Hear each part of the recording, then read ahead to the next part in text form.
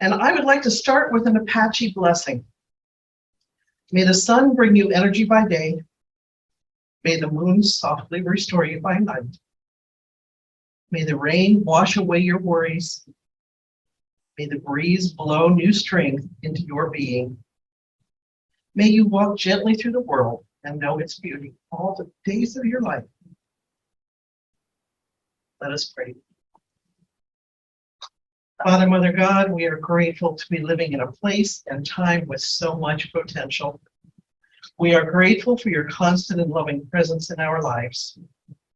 We ask now that our guides, angels, and loved ones in spirit gather close with us as we celebrate them by repeating the prayer that our brother Jesus taught. Our Father, who art in heaven, hallowed be thy name. Thy kingdom come, thy will be done, on earth as it is in heaven. Give us this day our daily bread, and forgive us our trespasses, as we forgive those who trespass against us. And lead us not into temptation, but deliver us from evil.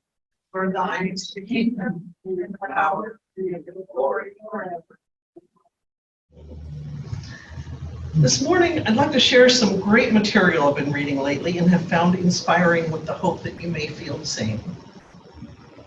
The first book is from the Life and Teachings of the Masters of the Far East, Volume 4. This series of books was recommended by both Michael Shane and Warren Kaler, who are wonderful physical mediums and who both work with the Ascended Masters. The series of 6 books documents a journey by Baird T. Spalding and many of his associates taken through India and the Far East beginning in 1894. Some of the language can be a little difficult to understand as it's a bit dated, but this excerpt is from the chapter titled God. People are generally interested in the Master's ideas of God and the location of God. We shall therefore consider this idea in the present chapter. However, it will be impossible to consider their idea without including man, for to them, God and man are inseparable. The Masters talk of God considerably, but they consider it as one attribute of being, as one attribute of a single entity comprising the entire universal system, visible and invisible. The mind of man got its idea of God through superstition about God. Man saw then nothing but the graven image. It was then necessary to bring him back to the realization that he is God, there being no separation between the individual and the universal, that man is an integral part of the whole and is identical in nature with the whole.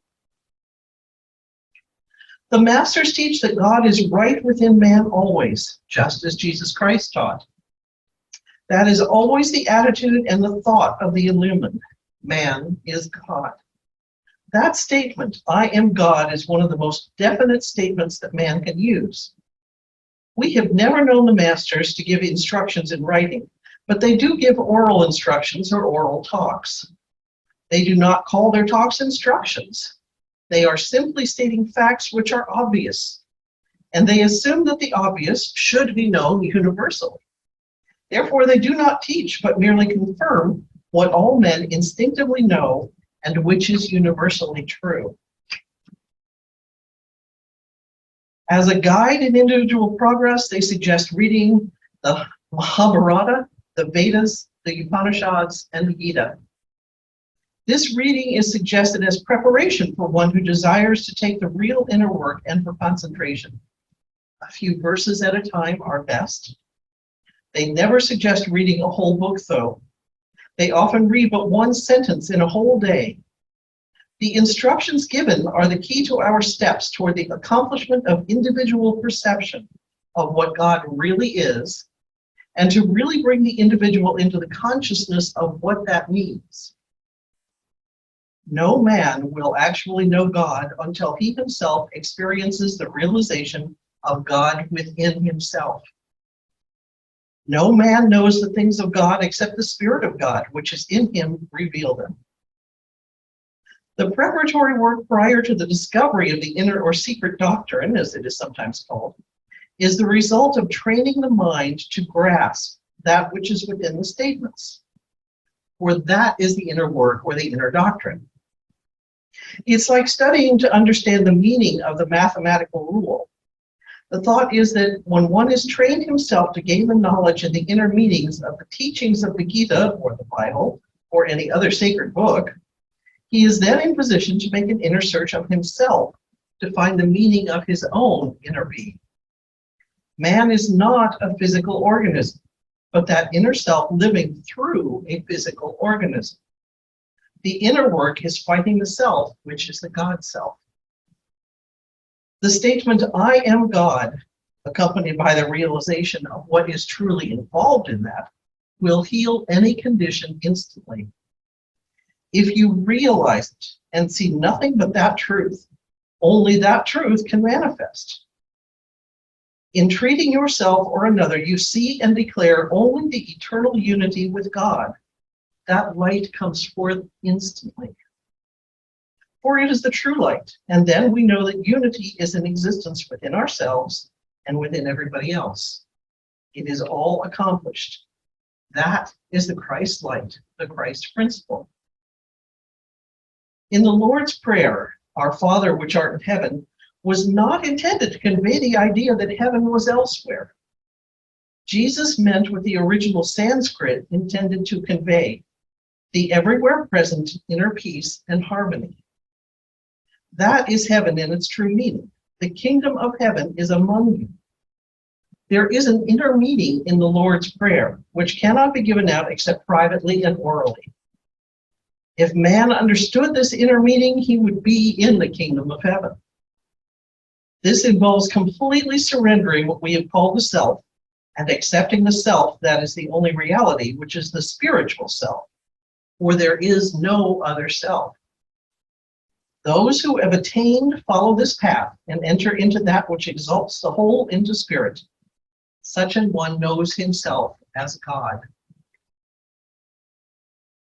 If you have a chance to purchase that series of books, it's a series of 6, but they're all only about 150 or 200 pages. They're all fairly short books.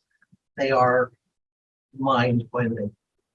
Can you give us the information to get on so we can buy them? Yeah, absolutely. It's the life and teachings of the masters of the Far East.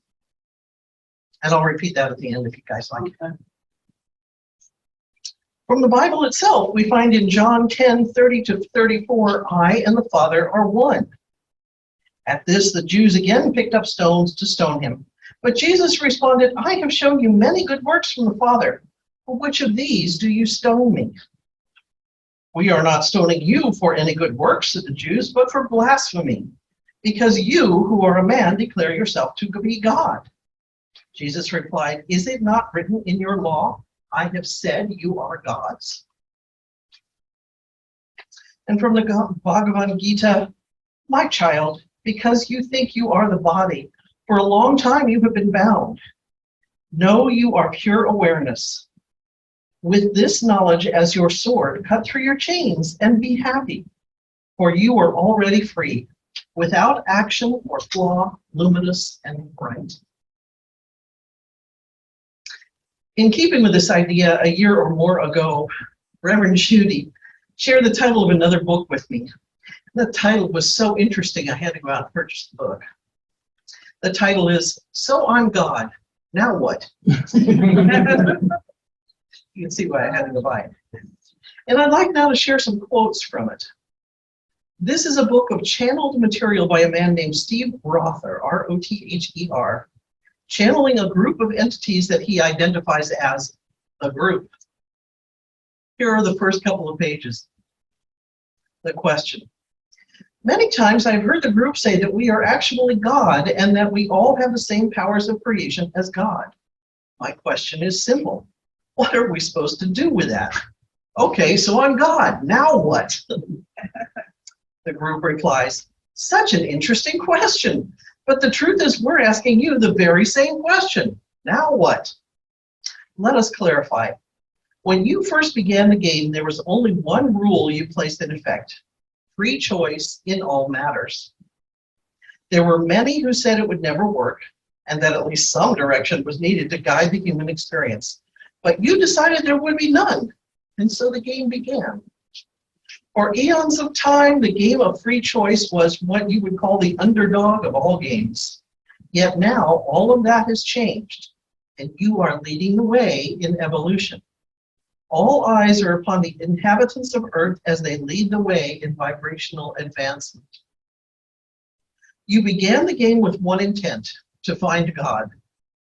All of your experiences on Earth up until now have been an attempt to find and define the indefinable, the heart of creation, or what you call God.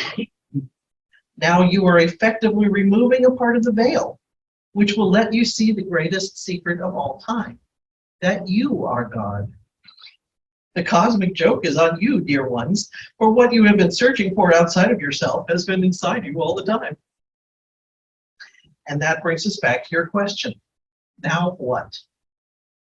Dear ones, although you are evolving at an unprecedented rate, you are still playing the game with a solitary rule of free choice in all matters. That means you may use this power of creation for anything you desire. Now you ask if you should use it to bring you personal gratification or to manifest world peace and end hunger. We tell you it makes no difference what you create, only that you step into your powers of creation. If you ended hunger on your planet, you would only have to create new ways to learn mastery. That's why we ask you the very same question you have asked us. Now what? Please understand that the paradigms have changed. We are no longer here to lead, educate, or tell you what to do. Your days of follow the leader are over. Now you are learning to follow yourselves, and that is infinitely more difficult. Yet that is what holds the key to your next step. You line up to ask us questions, but you must see what's happening from our perspective.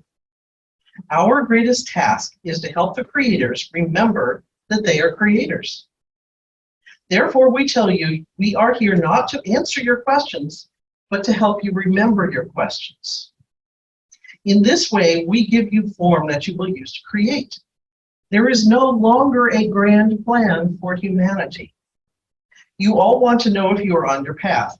Dear ones, there is no path any longer. This is a new time and a new dawn for empowered humans to now walk the earth in intentional creation.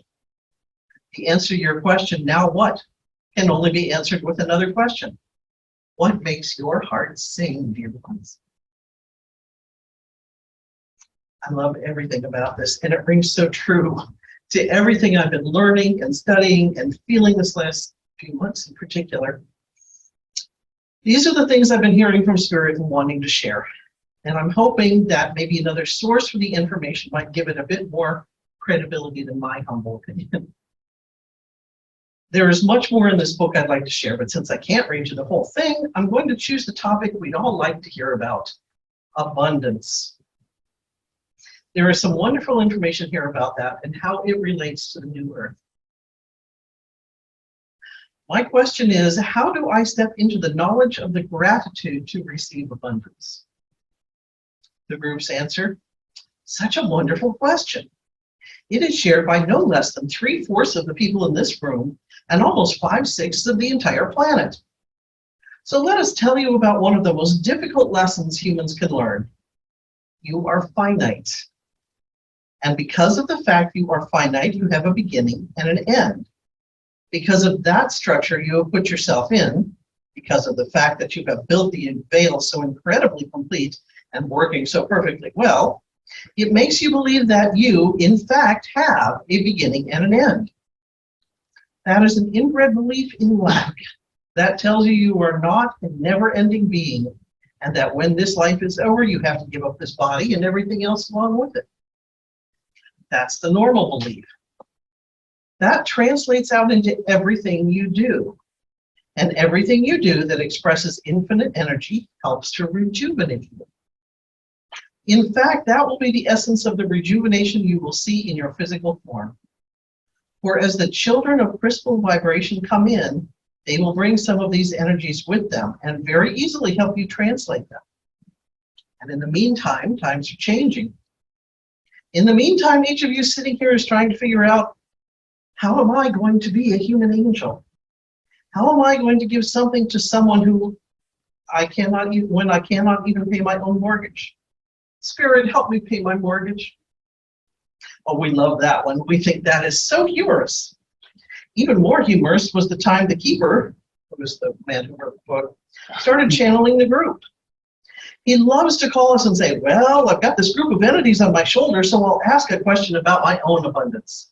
In fact, he is very imaginative, and one of his first questions to us directly was, dear group, can you tell me about the stock market? Oh, the laughter in this room was not equaled by our laughter that day. We thought it was absolutely hilarious that you have built a game within a game within a game within a game that is built on a perception of a perception of a perception, and you want us to tell you where it's going. We think that's hilarious. So it's not about the shortcuts. It's about principles of allowing endless, infinite energy into your field. And we will tell you that even though you believe you are finite, and even though you believe the things around you are finite, they are not. And the more you treat them as infinite, the more you will experience true abundance. For abundance is not a thing you have. Abundance is a flow of energy through you. Express the energy of your own abundance outward, and you make space for it to come in. One story we'll share with you this day is Merlin's Law. Yes, there was a time when King Arthur wanted to make a rule that everyone in his land would experience the same wonderful abundance he experienced. So he made it a law that all monies would be divided equally. Oh, that is a brilliant thought, he said. So he would distribute all the wealth to everyone, including his own. He literally distributed the wealth really well. He put it all out there, and he had failed miserably. He got very discouraged. So he went to his friend Merlin and asked, Merlin, what am I doing wrong? Why can't the people in Camelot experience abundance? Merlin, being the very wise man that he was, said a few very interesting things. First, he said the expression of abundance can never be mandated, for it has to be an individual choice. You are on the planet of free choice, so each and everyone must choose it. It starts not as the receiving abundance, but as the expression of abundance. And second, no law can be made that will ever distribute abundance throughout your world, because each person must find their own comfort level with abundance. But I will give you a suggestion. Here's the interesting part. Merlin's suggestion spread throughout the land. It was very, very successful, and all of Camelot became more abundant, even though there were still pockets of poverty. Of course, because poverty is a choice. Poverty sometimes is a drama we get wrapped up in because we humans love their dramas, do they not? So here is part of Merlin's suggestion. He said, start with the expression of abundance and express the extra you have created in your life. For that's what true abundance is. It's having more than is minimally needed. And as you express abundance, you create a vacuum that draws more abundance into your life. The funny part is, even though Merlin said no laws could ever be passed to increase abundance for all, the custom spread throughout the land and soon became known as Merlin's Law. The suggestion was simple. In all relationships, in all business dealings, and all exchanges of any type, make your best deal possible. In every deal you make, you find a way to give a little bit more. And when it comes time to complete that deal, you give a little bit more because that is the extra. That is abundance. And expressing your belief in infinite energy in that form sets into motion and creates the flow of abundance through you. It is only one of the many examples, but it is beautiful. You live in abundance. Do you really want to learn about abundance? Look at the dolphins. They never own anything, yet they are the most abundant creatures upon the planet. They are so abundant, they have a gift to give to humans now. They give you laughter. They give you play. They are here to teach you how to play. But if you look at dolphins, they are all about swimming through even the murky-ass waters. Nothing ever sticks to them because they have no belief in lack. So they simply go right through, and they have everything at any time they want. That is the best we can offer you in the short time, and we thank you for asking the question. Here's another question. I was recently gifted with an abundance of time to do with what I want, and I'm trying to look into my passion, but it seems that if I choose to be in my passion, I won't have any money. So it seems I have to make a choice. I don't want to leave my passion, but I don't want to be poor. Any advice? And the group's answer.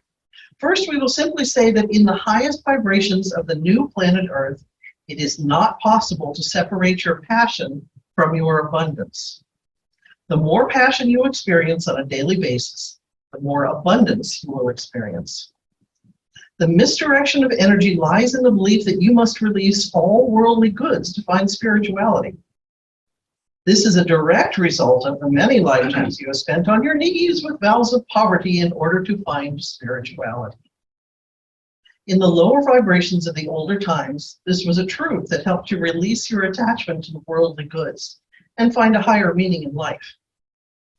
Humans have a habit of finding a truth and then taking it to extremes, only to lose the true meaning, and such was the case here. As your vibrations rise, you reach for higher truths to support your higher vibrational rate. Now the collective of humanity is beginning to redefine the truth about the relationship of spirituality and abundance. It is still true that if you carry an attachment to worldly goods, it will restrict you. Yet you must know abundance to create heaven on earth. Attachment is not abundance. And there lies the heart of the issue at hand. We tell you, unless you can understand true abundance, the creation of heaven on earth will not be possible, for heaven is the most abundant place of all. Dare to rewrite the script and allow yourself to be spiritual and abundant in all areas. Note that being without money is a temporary condition, while being poor is a state of mind rooted deeply in a belief of lack. Heaven has no lack. Move into your passion, and the money and abundance in all areas will follow. We can complicate it further if you'd like, but it really is that simple. The more I read and hear and feel my way into this ascension process, the more exciting it is. I love the group's description of it as removing the veil and experiencing heaven on earth. That's what we're in the process of doing, and isn't that a wonderful task to be engaged in? And if that is indeed what we are in the process of doing, and we are, why would we let ourselves get distracted for long by the reports of hate and anger and fear? Why would we spend any of our attention on those things we don't want to live with? So I'd invite you to remember every time you listen to the news and allow it to dim your light and your vibration, to remember why we are here at this moment in time. The wonderful thing is there is no stopping this process now. There is only delaying it. Let's stop the worrying and spreading rumors of fear and lack and anger. Remember where we are and why we're here. And just sit back and smile and allow the new earth to be created around and through us. You are so loved. Thank you.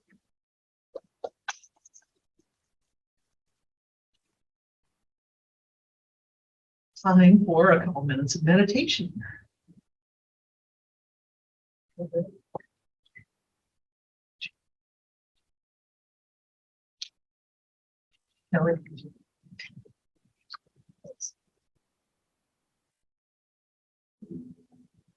As we join together to burn, grow, and heal, we prepare ourselves by getting comfortable in our seats, gently closing our eyes, knowing we are protected and all is well. Our bodies relax into the seats, and we allow ourselves to feel fully supported. We begin by concentrating on our breathing. Take slow, deep breaths from your belly and feel your breath as it goes in and out. Breathe in peace and relaxation, and breathe out stress and worry. As you breathe, you can feel your body continue to relax. Let go of the thoughts that have been swirling in your mind.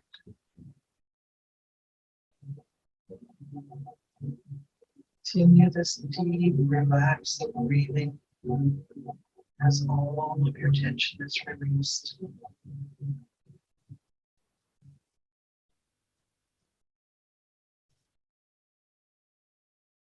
When thoughts pop from your mind, just let them go with your breath.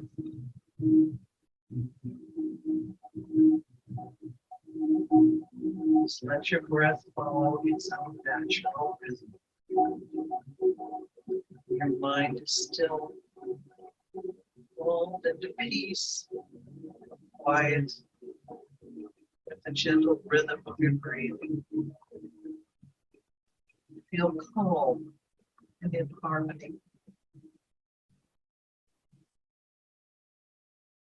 At this time of resolutions and promises of change, many of us are choosing to let go of old thoughts or habits that don't support us on the path we've chosen. Most of us have at least one thing we do or think about ourselves we would love to change. So take a moment. Think of that thought pattern, belief, or habit that you would like to get rid of.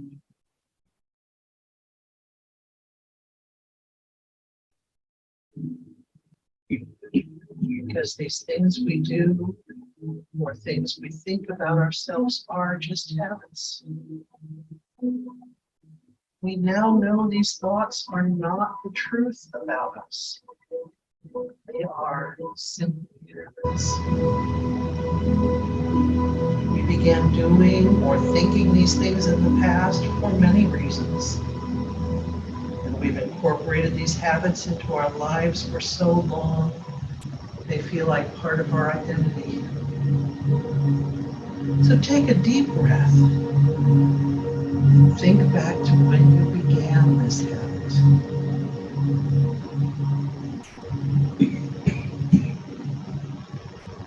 It was a choice you made at that time that was right. But remember that it was a choice. And now you've made another choice. That is to remember that this behavior is just something you learned to do. Changing that is a matter of repeating your new choice, the same way you learned to repeat the old.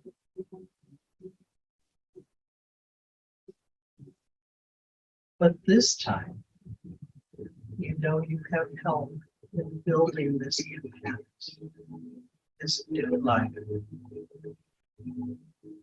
Your guides and angels are gathered around you right now. So take a moment to feel them around you and invite them closer.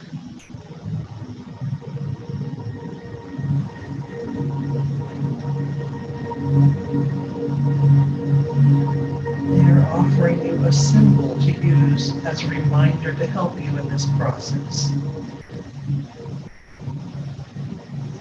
Notice what that symbol is. You may feel it, you may see it, you may just know what it is.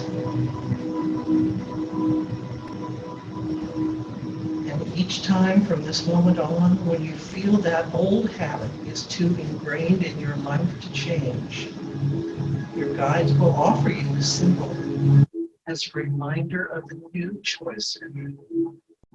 Take a few moments now in the quiet to realize how wonderful life is now that you're no longer carrying that old burden. And know how supported and loved you are.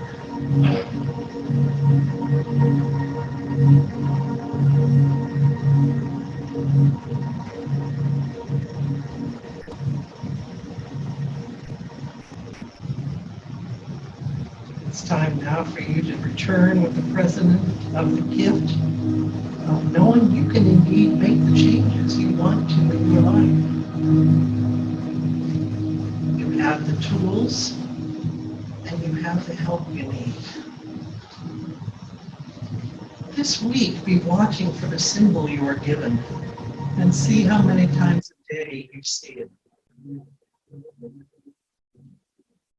Becoming more aware of your body again. Take a deep breath in and out. And another one. You are completely back in your body and feeling better than you have in a long time. Welcome home.